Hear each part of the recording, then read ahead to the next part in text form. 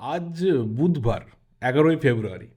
আর just 3 দিন পর, 3 দিন কেন বলছি, তার থেকেও কম সময় পর আইএসএল 2025-26 সিজনের প্রথম ম্যাচ রয়েছে।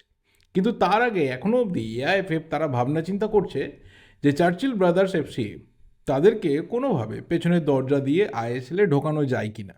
কী কী আপডেটস রয়েছে সেই রিলেটেড, আর কেনই বা চার্চিলকে ঢোকানোর এত তৎপরতা, আর চার্চিলকে আটকানোর জন্য কারা কারা এগিয়ে এসেছে, সেসব নিয়ে তো অবশ্যই কথা বলবো। তার পাশাপাশি আরও ইন্ডিয়ান ফুটবলের কিছু ইন্টারেস্টিং অ্যান্ড ইম্পর্ট্যান্ট আপডেটস রয়েছে, যার মধ্যে সব থেকে ইম্পর্ট্যান্ট ব্যাপারটা হচ্ছে যে টিভির পর্দা কোথায় আইএসএল দেখতে পাবো।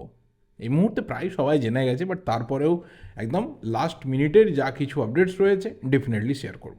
প্রথম কথা অবশ্যই বলতে হবে যে আজকে একটা ম্যাচ ছিল আন্ডার 14 লিগের, যেখানে মোহনবাগান মোহামেডান স্পোর্টিংকে 23-0 গোলে হারিয়েছে। অলমোস্ট এটা একটা প্রায় ন্যাশনাল রেকর্ড। আমি জানি না এর থেকে বেশি গোলের ম্যাচ ইন্ডিয়ান ফুটবলে হয়েছে কিনা, মানে এই পর্যায়ের অন্তত পক্ষে, যে একটা যে কোনো বয়সভিত্তিক পর্যায়ে বা সিনিয়র লেভেলে কোথাও। তো ঠিক আছে, এই ধরনের লিগে এই ধরনের হয়তো রেজাল্ট হয়ে যায়, কিন্তু আমার পার্সোনালি মনে হয় যে 23-0টা বোধহয় একটু বেশি। একদিকে মোহনবাগান প্লেয়ারদেরকে যেমন সেটা মোটিভেশন দেবে, উল্টো দিকে মোহামেডান স্পোর্টিংয়ের যে বাচ্চা বাচ্চা ছেলেগুলো খেলেছিল, ডেফিনেটলি তাদেরকে কিছু সময়ের জন্য তো হন্ট করবে যে 23টা গোল খেয়ে গেলাম।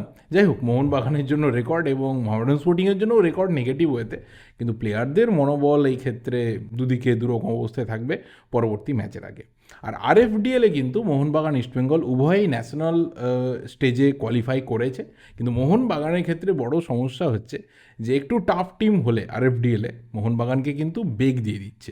বিশেষ করে ডার্বি হার, যেটা গ্রুপ স্টেজের ডার্বি মোহনবাগান হেরেছিল, তারপর আবারও কিন্তু যে রিজিয়নাল স্টেজ হয়েছে সেখানেও মোহনবাগান হেরেছে, মানে জোনাল যে স্টেজ হয়েছে সেখানেও মোহনবাগান হেরেছে।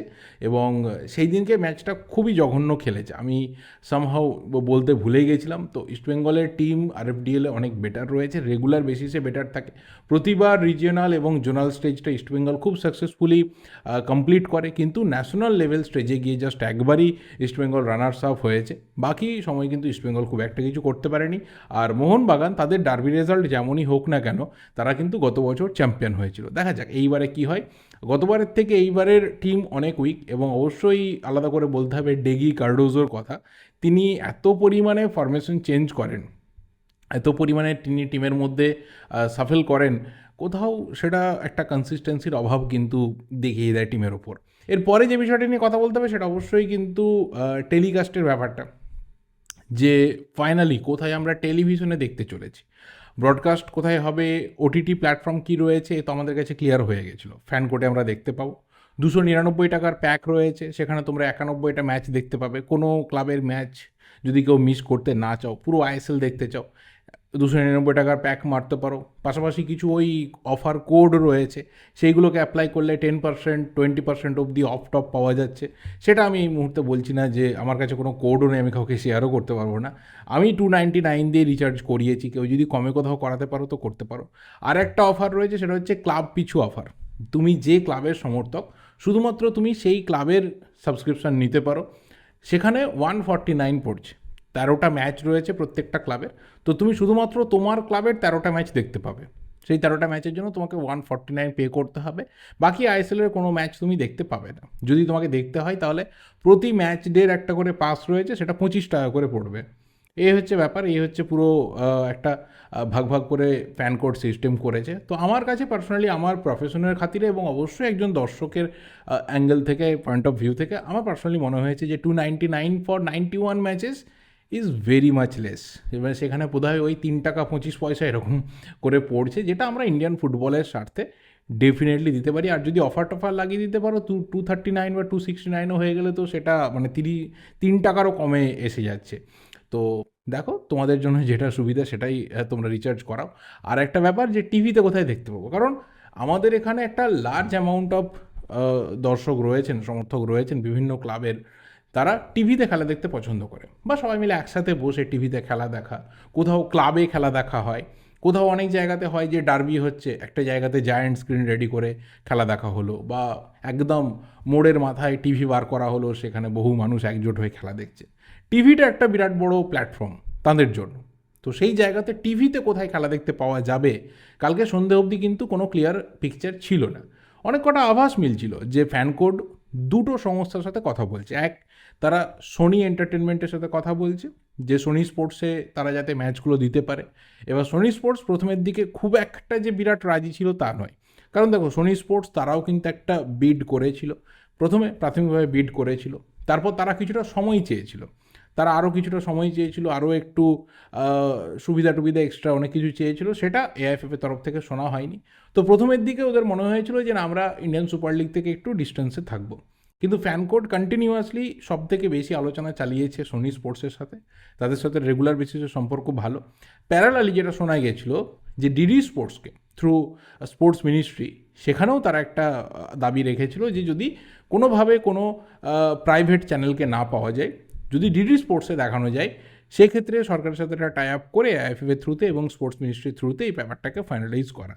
বাট গতকালের যে রিপোর্ট, যেটা রাত্রে প্রায় লিডিং আমাদের জার্নালিস্টরা ব্রেক করেছে, আজকে অবধি প্রচুর ব্রেকিং হয়েছে, আরও ডেভেলপমেন্ট স্টেজের কথা ব্রেক হয়েছে, যে না, সোনি স্পোর্টস তাদের সাথেই কিন্তু ফ্যান কোডের একটা টাই আপ হতে যাচ্ছে 91টা আইএসএল ম্যাচের জন্য। ফ্যান কোড তারা টিভি সম্প্রচারের যে সত্ত্বটা রয়েছে, সেই সত্ত্বটা সোনি স্পোর্টসকে বিক্রি করতে চলেছে। এটা তাদের ইন্টারনাল একটা ডিল হবে, সেটা কত টাকাতে কি হবে না হবে সেটা অবশ্যই বাইরে আসবে না, বাট অবশ্যই ফ্যান কোড তারা তাদের লাভের একটা ভালো অ্যামাউন্ট রেখেই তারা কিন্তু টিভি সত্ত্বটাকে বিক্রি করবে। তো আপাতত এখনও অবধি অফিসিয়াল তো নয়, না তো সোনি স্পোর্টসের তরফ থেকে, না তো ফ্যান কোডের তরফ থেকে, না তো এআইএফএফ বা ইন্ডিয়ান সুপার লিগের অফিসিয়াল পেজ কোথা থেকেও এটা অফিসিয়ালি ডিক্লেয়ার করা হয়েছে যে টিভির পর্দাতে সোনি স্পোর্টসের বা পার্টিকুলার সোনির এই চ্যানেল, সে সোনি 10-1, 10-2, 10-3 বা সোনি স্পোর্টসের যা চ্যানেল রয়েছে এখানে দেখতে পাওয়া যাবে, এরকম কোনো অফিসিয়াল কনফার্মেশন আসেনি।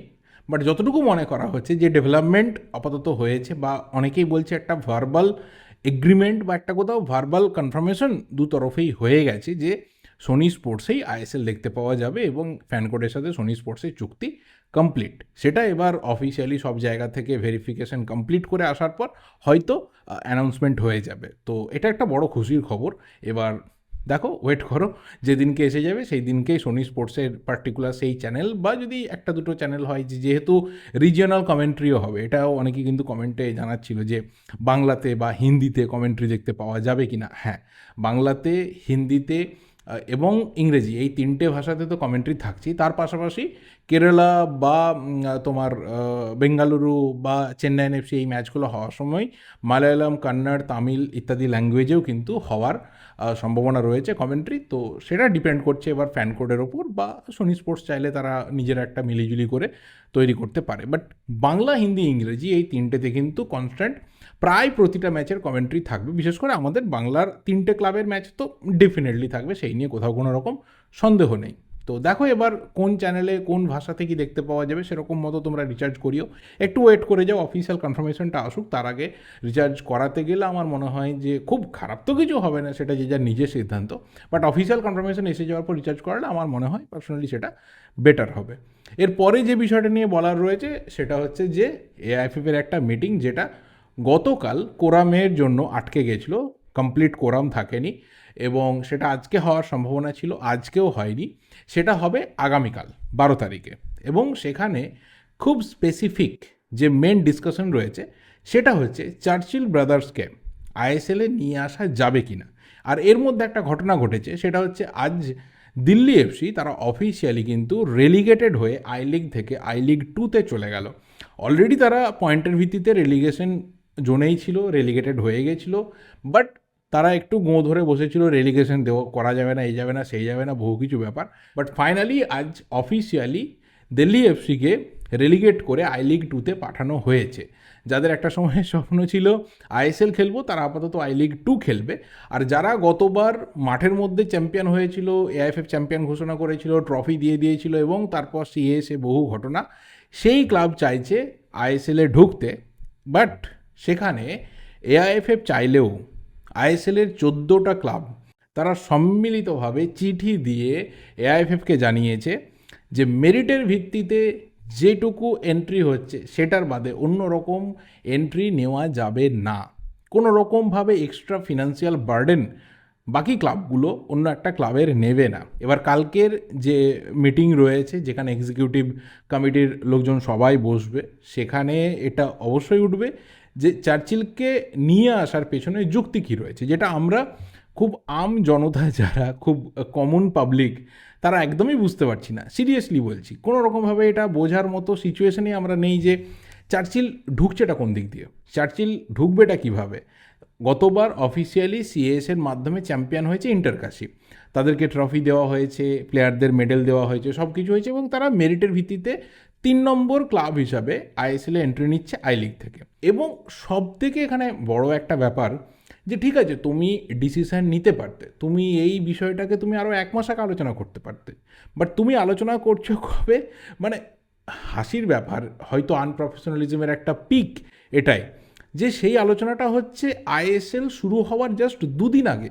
14th ফেব্রুয়ারি আইএসএল শুরু হবে, আর 12th ফেব্রুয়ারি তুমি ডিসকাশনে বসছো, মিটিংয়ে বসছো, এমনকি হয়তো যা শোনা যাচ্ছে যে ভোটাভুটিও হতে পারে এক্সিকিউটিভ কমিটির মেম্বারদের মধ্যে, যে ভোটাভুটি করে দেখা হবে যে কোন পক্ষে ভোট বেশি, চার্চিলকে আইএসএলে নিয়ে আসার পক্ষে না চার্চিলকে আই লিগ খেলানোর পক্ষে। সেই মিটিং হচ্ছে বা সেই ডিসিশন নেওয়ার একটা তোড়জোড় করা হচ্ছে আইএসএল শুরু হওয়ার 2 দিন আগে। মানে এর থেকে বেশি আনপ্রফেশনালিজমের ছোঁয়া আর কি হতে পারে। দেখো, যারা দীর্ঘদিন ধরে একটা বিরাট ক্যাম্পেইন চালিয়েছিল, হয়তো ভেবেছিল যে এআইএফএফের হাতে পুরো আইএসএলের ক্ষমতা চলে গেলে হয়তো তাদের ভাগ্য ফিরে যাবে, তারা চ্যাম্পিয়ন হয়ে যাবে রাতারাতি, তারাও এই মুহূর্তে বুঝতে পারছে, কমপ্লিটলি বুঝতে পারছে যে এই এই যে পুরো সিস্টেমটা এআইএফএফের মধ্যে রয়েছে, এখানে কোনো ব্যক্তি বলে কোনো বিষয় না, যে এই ব্যক্তি ওই ব্যক্তি সেই ব্যক্তি না, একটা পুরো সিস্টেম যেভাবে চলে আসছে কন্টিনিউয়াসলি লাস্ট অন্তত পক্ষে 15, 16, 17 বছর ধরে, সেই সিস্টেমটাই কোথাও পুরোপুরিভাবে ভঙ্গুর। তারা কখনোই কিন্তু প্রফেশনালিজমের যে পিকটা সেটাকে ক্যাচ করতে পারেনি, তারা কখনো সেইভাবে দেশের লিগটাকে ভালো করে চালাতে পারেনি। তো এই জিনিসগুলো কেন হবে বা কেন এটা নিয়ে আমরা আলোচনা করব, কেন এই ধরনের একটা পরিস্থিতি এসে হাজির হবে, এই কারণটাই অজানা। এটা হয়তো কোনো দেশেই হয় না যে লিগ শুরু হওয়ার 2 দিন আগে তাদের গভর্নিং বডি আলোচনায় বসবে যে যার আপাতত আইএসএল খেলার মতো কোনো স্পোর্টিং মেরিট নেই, তাকে কিভাবে নিয়ে আসা যেতে পারে, সিরিয়াসলি জানা নেই। তো দেখা যাক, ইন্টারেস্টিং হবে যদি এআইএফএফের ভোট পজিটিভ দিকে চলে যায়, যে তারা আইএসএলে ঢোকাতে চাইছে চার্চিলকে এবং চার্চিলকে গ্রিন সিগন্যাল দিয়ে দিয়েছে, আর বাকি 14টা আইএসএল ক্লাব বলছে না আমরা ঢুকতে দেবো না, আমরা খেলবো না, তাদের সাথে ঢুকতেই দেবো না। সেখানে আবার কি হয় সেটাও দেখার বিষয় হবে। মানে এখানে আবার কেউ বলে দিও না যে চার্চিলকে ঢুকিয়ে নেওয়া হলো, বাকি 14টা টিম তারা ম্যাচ বয়কট করে দিল, তো অটোমেটিক্যালি 13-3 39 পয়েন্ট পেয়ে চার্চিল আবার আইএসএল চ্যাম্পিয়ন হয়ে গেল, তাদেরকে আইএসএল ট্রফি দেওয়া হয়ে গেল, এই সব কমেন্ট আবার করে দিও না। মানে সিরিয়াসলি বলছি, খুব ওয়ার্ড সিচুয়েশনে আমরা আপাতত রয়েছি। তোমাদের কি ওপিনিয়ন অবশ্যই কমেন্ট করে জানিও, কতটা মানে ফানি লাগছে, কতটা ফ্রাস্ট্রেটিং লাগছে, আর কতটা সিরিয়াসলি মানে দেখে মনে হচ্ছে যে হ্যাঁ আবারও সেই পুরনো সিস্টেমটাতে আমরা ফিরে যাচ্ছি। সেটা নিয়ে অবশ্যই কিন্তু কমেন্ট করে জানিও। আমি আমার ভিডিওটা এখানেই শেষ করছি, এর থেকে বেশি আজকের এই ভিডিওতে কিছু বলার নেই। ভিডিওটা ভালো লাগলে লাইক করো, শেয়ার করো, দেখা হবে পরের ভিডিওতে। টিল দেন, যদি চ্যানেলে নতুন হও অবশ্যই চ্যানেলটা সাবস্ক্রাইব করে যেও। Thank you, goodbye and good night.